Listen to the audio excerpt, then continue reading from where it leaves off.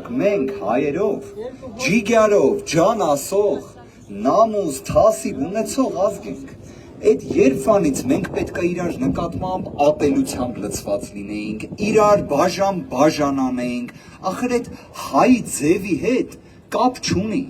Դրա համար մենք ինչ ենք ասում։ Այս 8 տարին, որ եկել են ու այս աստիճան պառակտել են, թուլացրել են մեր հայրենիքը,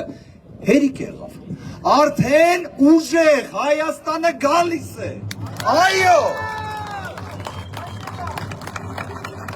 Սիրելի հայրենակիցներ,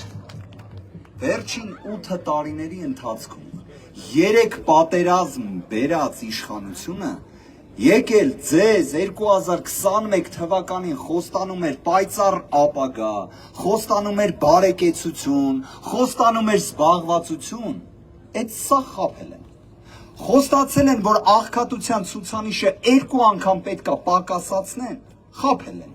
Հիմա մենք ինչ ենք ասում։ Մեր կողմից ցանկացած խոստում երաշխավորում է Սամվել Կարապետյանը։